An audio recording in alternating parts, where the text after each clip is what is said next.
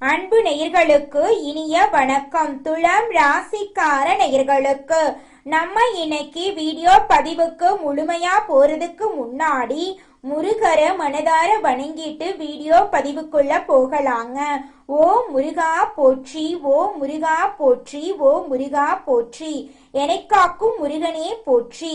நல்லதே நடக்கும், நல்லது மட்டும்தான் நடக்கும். நம்மளுடைய துலாம் ராசிக்காரங்களை பொறுத்த வரைக்கும் இவங்க அடுத்தவங்களோட வாழ்க்கைக்கு வழிகாட்டியா இருக்காங்க. தன்னுடைய வாழ்க்கையில 1000 கஷ்டம் வந்தாலும் அத பத்தி துளி கூட கவலைப்பட மாட்டாங்க. ஆனா நெருங்கிய உறவுக்கு ஒரு கஷ்டம் வருதுன்னு வச்சுக்கங்க, ஓடி போய் உதவி செய்யக்கூடியவங்களா இவங்க இருப்பாங்க. தன்னுடைய குடும்பத்துக்காக ஒட்டுமொத்த வாழ்க்கையுமே அர்ப்பணம் செய்யக்கூடியவங்களா இவங்க இருக்காங்க. நட்புக்கு முக்கியத்துவம் தருவாங்க. அதே நேரத்துல நண்பனுக்காக உயிரை கொடுக்க கூட இவங்க தயங்க மாட்டாங்க. நம்மளோட துலாம் ராசிக்காரங்க நாகரிகமான குணத்தையும் லட்சியத்தை நோக்கி ஓடும் மனப்பான்மையும் கொண்டவங்களா இருக்காங்க. இந்த ராசிக்காரங்களுக்கு சூரியன் 11ஆம் இடத்துல ஆட்சி பெற்று கேதுவுடன் இணையறதுனால ராஜயோகம் உண்டாகுதுங்க. இது ஜாதக ரீதியாக சூரியனும் கேதுவும் நன்றாக இருந்தா தலைமை பதவிக்கு வரக்கூடிய காலமா இருக்குதுங்க. துலாம் ராசிக்காரங்க கடமை, கண்ணியம், கட்டுப்பாடு, ஒழுக்கம், திறமை, லட்சியவாதம் போன்ற குணங்களை கொண்டவங்களா இருக்காங்க. இவங்களுக்கு வரக்கூடிய சூரிய பகவானுடைய கிரக பயிற்சி நல்ல பலன்களை தருங்க. ஜாதகத்துல தசாபுத்தி நன்றாக இருந்தா வாழ்க்கையில நல்ல நேரம் வரப்போகுதுன்னு அர்த்தங்க. சூரியன் ஒரு மனிதனுக்கு தலைமை தாங்கும் பொறுப்பை கொடுப்பாருங்க. தந்தை, மருத்துவம், உயர்ந்த பதவி, எதிரிகளை வெல்லும் திறன் போன்றவற்றுக்கு சூரியனே காரணமா இருக்காருங்க. 12 மாதங்களுக்கு ஒரு டைம் நம்மளுடைய சூரிய பகவான் சொந்த வீட்டுல ஆட்சி பலம் பெறுவாருங்க. இந்த முறை கேதுவுடன் சேர்ந்து இருக்கிறதுனால கேதுவால கெடுதல் ஏற்படாதுங்க. சூரியன் 11ஆம் இடத்துல இருக்கிறதுனால உங்களுக்கு லாபம் கிடைக்கும். துலாம் ராசிக்காரங்க கடினமாக உழையக்கூடியவங்களா இருக்காங்க. யாருடைய பொருளுக்கும் ஆசைப்பட மாட்டாங்க. இவர்களுக்கு வாழ்க்கையில எதிர்பாராத வெற்றி நிச்சயமா கிடைக்கும். இனி வரக்கூடிய காலங்கள்ல இவங்களுடைய ஆசைகள், கனவுகள் எல்லாமே நிறைவேறுங்க. நம்மளுடைய துலாம் ராசிக்காரங்க கடன், வம்பு, வழக்கு, கோர்ட் கேஸ் போன்ற பிரச்சனைகளால நிம்மதி இல்லாம இருந்திருக்கலாம். சுக்கிர பகவான் குருவுடன் சேர்ந்து 8ஆம் இடத்துல இருக்கிறதுனால இந்த பிரச்சனைகள் ஏற்பட்டனங்க. ஆனா இப்போது சூரியன் 11ல இருக்கிறதுனால அரசாங்க வேலை கிடைக்கிறதுக்கு வாய்ப்பு இருக்கு. எந்த துறையா இருந்தாலும் அரசாங்க வேலைக்கு முயற்சி செஞ்சீங்கன்னா நிச்சயமா உங்களுக்கு கிடைக்குங்க. துலாம் ராசியில இருக்கக்கூடிய ஆணாக இருந்தாலும் சரி, பெண்ணாக இருந்தாலும் சரிங்க, 30 வயசு ஆயிருச்சு, தலைமுடி நரைச்சு போச்சு, எனக்கு வாழ்க்கை துணை கிடைப்பாங்களா கிடைக்க மாட்டாங்களா அப்படிங்கிற குழப்பத்திலேயே நீங்க வாழ்ந்துட்டு இருப்பீங்க. இனி வரக்கூடிய காலங்கள்ல திருமண தடை நீங்கி திருமணம் கைகூடி நடக்க போகுதுங்க. குழந்தை பாக்கியம் இல்லாதவங்களுக்கு குழந்தை பாக்கியம் கிடைக்க போகுது. காதல் திருமணம் அல்லது 2வது திருமணம் நடக்கிறதுக்கு வாய்ப்பு இருக்கு. சுக்கிரன் 10ஆம் இடத்துல இருக்கிறதுனால திருமண வாழ்க்கை சிறப்பா இருக்க போகுதுங்க. இடம், பூமி சம்பந்தப்பட்ட பிரச்சனைகள் சரியாகுங்க. புதிய வண்டி, வாகனம் வாங்கலாம், வீடு மாற்றலாம், வேலை உயர்வு கிடைக்கும். வெளிநாட்டுல வேலை செய்யறவங்களுக்கு நல்ல வாய்ப்புகள் வரும். பட்டம், பதவி, புகழ், கௌரவம் கிடைக்கும். மருத்துவ செலவுகள் குறையும். வங்கியில கடன் கேட்டா நிச்சயமா இந்த காலகட்டத்துல கடன் கிடைக்குங்க. குலதெய்வம் எங்கேயோ இருக்குது, என்னமோ இருக்குது அப்படிலாம் நீங்க நினைக்க வேண்டாங்க. நீங்க எங்கிருந்தாலும் ஒரு தீபம் ஏத்தி வச்சு அந்த தீப ஒளியில தெய்வங்கள் இருக்கிறாங்க அப்படின்னு நினைச்சு வழிபாடு செய்யுங்க. குலதெய்வமே தெரியாவிட்டாலும் வீட்டுல தீபம் ஏற்றி வச்சு ஏதாவது ஒரு நல்ல நாள்ல குலதெய்வத்தை நினைச்சு வழிபாடு செய்யுங்க. குலதெய்வ வழிபாடு குலம் காக்குங்க, குலம் தலைக்கும். முதல்ல குலதெய்வம், அப்புறம் இஷ்டப்பட்ட தெய்வம், அப்புறம் உங்களுக்கு விருப்பப்பட்ட தெய்வங்க.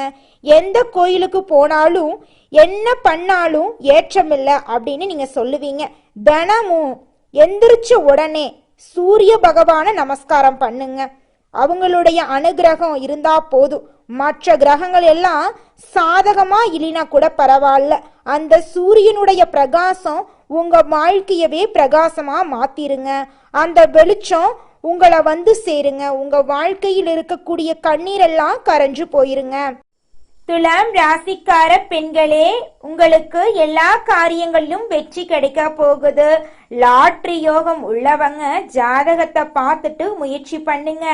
நெருப்பு, இரும்பு, share market, real estate, chemical, மருத்துவம் போன்ற துறைகள்ல வேலை செய்யறவங்களுக்கு நல்ல நேரமா இருக்க போகுதுங்க. கெட்ட நேரம் போய் நல்ல நேரம் வரப்போகுதுங்க. துலாம் ராசிக்காரங்க ஒரு பொறுப்பான விஷயத்துக்கு போக போறீங்க. இது கன்ஃபார்ம் நடந்தே தீருங்க. மருத்துவத்துறை, ஷேர் மார்க்கெட்டிங் எல்லாமே சூப்பரா இருக்குங்க. பெண்களுக்கு எல்லாமே வெற்றியை நிச்சயமா கொடுக்குங்க. துலாம் ராசிக்காரர்களே, உங்களுக்கு இந்த மாதம் அதிசயமும் அற்புதமும் நடக்க போகுது. வீடு, இடம், பூமி, வண்டி, வாகனம், வெளிநாட்டு யோகமெல்லாம் உங்களுக்கு இருக்கு. படிப்புல முன்னேற்றம் அடைய போறீங்க. தொழிலெல்லாம் சூப்பரா இருக்க போகுது. உங்க வாழ்க்கையில இனி வரக்கூடிய காலங்கள்ல துன்பம் அப்படிங்கிற பேச்சுக்கு துளி கூட இடம் கிடையாதுங்க. ஆசிரியர் வேலை, பேங்க் வேலை, நகை கடை வச்சுக்கிறவங்களுக்கு நல்ல மாற்றம் ஏற்பட போகுதுங்க. உங்க வாழ்க்கையில இனி வரக்கூடிய காலங்கள்ல மிகப்பெரிய வெற்றியெல்லாம் கிடைக்க போகுதுங்க. துலாம் ராசிக்காரர்களே, இந்த மாதம் கிரகநிலை எப்படி இருக்குன்னு பார்க்கலாங்க. பஞ்சமஸ்தானத்துல சனி பகவான் இருக்காரு, ராகு பகவான் இருக்காரு. பாக்யஸ்தானத்துல புதன் பகவான், குரு பகவான், சுக்கிர பகவான் இருக்காங்க. தொழில் ஸ்தானத்துல சூரிய பகவான் இருக்காரு. லாபஸ்தானத்துல கேது பகவான் இருக்காரு. விரயஸ்தானத்துல சந்திர பகவானும் செவ்வாய் பகவானும் இருக்காங்க. இந்த கிரகநிலை மாற்றத்தின் மூலமாக உங்க வாழ்க்கையில மகிழ்ச்சியும் சந்தோஷமும் ஏற்பட போகுது. நிம்மதியான மனக்குழப்பம் இல்லாத வாழ்க்கையை நீங்க வாழ போறீங்க. இந்த மாதம் நல்ல திருப்பமெல்லாம் ஏற்பட போகுது. தொழில்ல லாபம் கிடைக்க போகுது. உங்க வாழ்க்கையில சந்தோஷம் இரட்டிப்பா கிடைக்க போகுது. ஷேர் மார்க்கெட் துறையில இன்வெஸ்ட்மெண்ட் பண்ணியிருந்தீங்கன்னா உங்களுக்கு இரட்டி பண லாபம் கிடைக்கும். திருமணம் ஆகாதவங்களுக்கு திருமணம் நடக்கும். குழந்தை பாக்கியம் இல்லாதவங்களுக்கு குழந்தை பாக்கியம் கிடைக்கும். உங்க கையில செல்வாக்கு அதிக அளவுல இருக்கக்கூடிய மாதமாக இந்த மாதம் உங்களுக்கு அமைஞ்சிருக்குதுங்க. உத்தியோகத்துல இருக்கிறவங்க இந்த மாதம் முன்னேற்றம் காண்பீங்க. சிலருக்கு எதிர்பார்த்த பதவி உயர்வு கிடைக்கும். குடும்பத்துல சந்தோஷமான நிலை காணப்படுங்க. கணவன் மனைவிக்கிடையே இருந்த கருத்து வேறுபாடுகள் நீங்குங்க. அக்கம் பக்கத்தினருடன் அனுசரித்து செல்றது நல்லதுங்க. உங்க குடும்பத்துல சந்தோஷம் நிலவ போகுதுங்க. பெண்களுக்கு மனம் மகிழும்படியான காரியங்கள் நடக்குங்க. ஆன்மீகத்தின் மீது நாட்டம் அதிகரிக்கக்கூடிய மாதமாக உங்களுக்கு இந்த மாதம் இருக்குதுங்க. இந்த உலகத்துல நம்ம எல்லாருமே 16 செல்வங்களை நோக்கியே பயணம் செய்யறோம். பணம், பதவி, புகழ், கௌரவம் இதையெல்லாம் அடையணும், பணத்தை சம்பாதிக்கணும் அப்படின்னு நினைக்கிறோம். இந்த 16 செல்வங்களும் நாம் நினைக்கும் சம்பாதியும் கிடைக்கணும் அப்படின்னா பக்தி அவசியங்க. வயதுல பெரியவங்க பணம், பாசம், தொழில் மீது பக்தி நம்பிக்கையோட ஒரு காரியத்தை செஞ்சாங்கன்னா அந்த விஷயத்துல நிச்சயமா வெற்றி கிடைக்குங்க. நம்ம வாழ்க்கையில சின்ன சின்ன தவறு செய்யறது வழக்கம்தாங்க. எந்த ஒரு விஷயத்தையும் தொடர்ந்து செய்யாத இருக்கிறது நம்மளோட முதல் தவறுங்க. புத்தாண்டன்னைக்கு, பிறந்தநாள் அன்னைக்கு நம்ம ஒரு சபதம் எடுக்கிறோம். அதை முழுமையா நிறைவேற்ற முடியாம போறதுனால பக்திக்கு விடை கிடைக்காம போகுதுங்க.